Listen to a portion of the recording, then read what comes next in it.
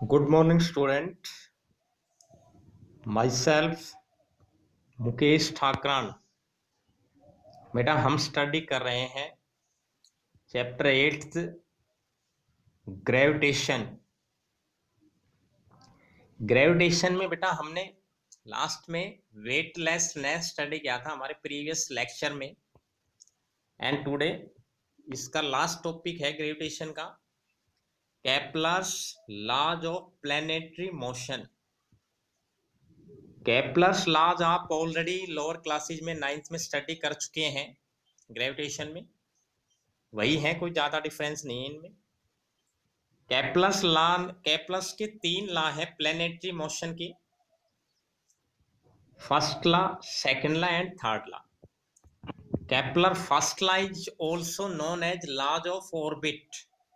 ये हमें ऑर्बिट के बारे में बताता है।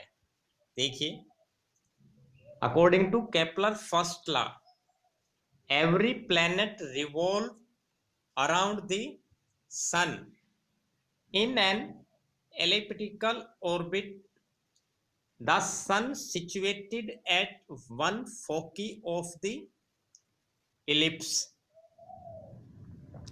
कहता है हर एक प्लेनेट सन के अराउंड एक एलिप्टिकल ऑर्बिट में रिवॉल्व करता है। ये एलिप्टिकल ऑर्बिट है, देखिए डायग्राम में। और जो सन है वो किसी एक फोकस पर इसके सिचुएटेड होता है। जो सन की पोजीशन वो बीच में नहीं है बिल्कुल, वो इसके फोकस पर है। ये फोकी है इनका, देखिए ये फोकी या तो यहां पे होगा सन या यहां पे हो सकता है। ये फोकी है। For a circle the two foci are merged into one and the semi major axis become the radius of circle. अगर मैं इन दोनों फोकस को मिला दूं, दोनों फोकी को मिला दूं, तो ये जो सेमी मेजर एक्सिस है इसमें इसकी रेडियस आ जाएगी, यानी कि इसके हाफ के बराबर हो जाता है। यानी कि फोकी आप ये कह सकते हो कि जो सेमी मेजर एक्सिस है इसका एक तरह से मिड पॉइंट है रेडियस का।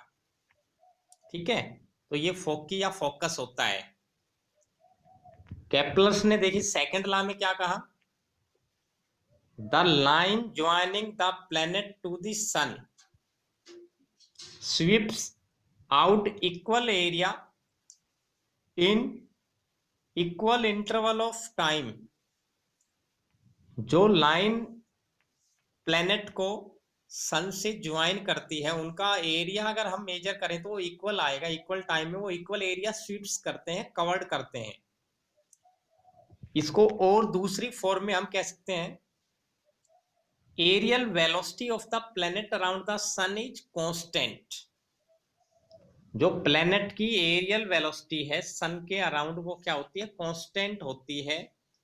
इसका मतलब क्या हुआ कि जब भी कोई प्लेनेट सन के नियर बाई आता है, जैसे ये रहा, यहां पे आएगा कोई प्लेनेट, तो इसकी ऑर्बिटल स्पीड तेज हो जाती है। ठीक है, और जब ये दूर चला जाएगा तो इसकी स्पीड स्लो हो जाती है। इनका एरिया हर बार बराबर आएगा। ये जो एरिया है बेटा, ये एरिया इक्वल स्वीप्स करेंगे। ये P3 P4 बराबर होगा P1 P2 एरिया के। तो ये देखिए हमने इस डायग्राम में रिप्रेजेंट कर रखा है। This second law is also known as laws of area, laws of equal area भी बोलते हैं हम इसको। इस डायग्राम में देखिए, as we know that P P1 S P2 equals to area P3 S P4, क्योंकि ये एरिया बराबर है सेकंड लॉ के according. Then from the figure we have sp3 is less than. इसका मतलब क्या हुआ बेटा, ये जो डिस्टेंस है यहाँ पे आपको नजर भी आ रहा है, जो sp3 डिस्टेंस है, ये वाला डिस्टेंस है, ये स्मॉलर है इस डिस्टेंस से sp1 से। sp3 smaller than sp1, therefore इसका मतलब क्या, p1 p2 smaller than p3 p4। तो इसका मतलब p3 p4 क्या है, ग्रेटर है p1 p2 से। ये हमने लिखा।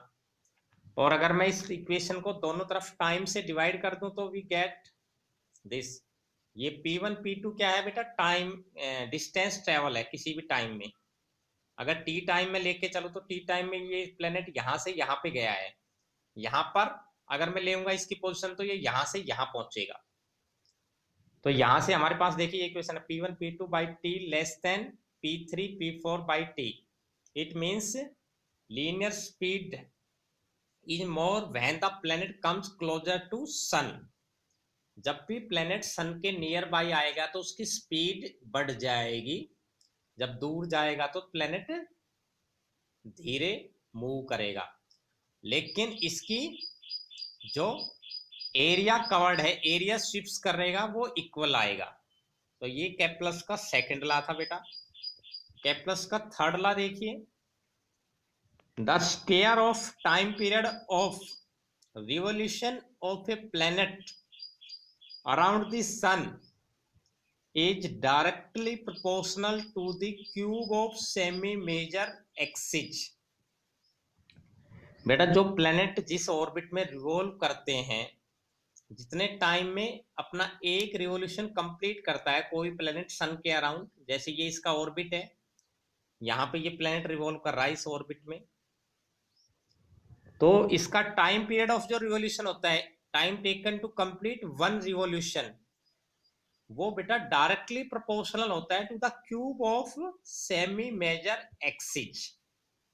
जो इसका सेमी मेजर एक्सिस है, ये बेटा सेमी मेजर एक्सिस है, इसका ये जो एक्सिस है ये माइनर एक्सिस होता है, हमने इस डायग्राम में दिखा रखे हैं, देखिए ये माइनर एक्सिस होता है, ये होता है मेजर एक्सिस। तो सेमी मेजर एक्सिस क्या होता है, इसकी जो मेजर एक्सिस रेडियस है, सेमी का मतलब आधा, सेमी सर्कल, सर्कल का आधा। तो सेमी मेजर एक्सिस की रेडियस, जो इसकी मेजर एक्सिस की रेडियस होगी वो सेमी मेजर एक्सिस बोल रहे हैं हम। तो इसकी रेडियस के क्यूब के डायरेक्टली प्रोपोर्शनल होगा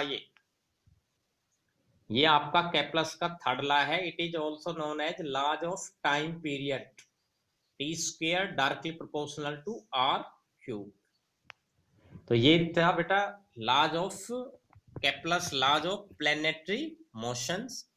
आप पहले भी पढ़ चुके हैं, दोबारा से मैंने आपको रिवाइज करा दिया, एक्सप्लेन कर दिया। इनको स्टडी करना, राइट करना नोटबुक में। और ये चैप्टर हमारा ऑलमोस्ट कंप्लीशन पे है, इसको आप दोबारा से एक बार कंप्लीट रिवाइज कर ले, ताकि हम इसके जब क्वेश्चन करें तो उसमें आपको प्रॉब्लम फेस ना हो। Thank you, have a good day.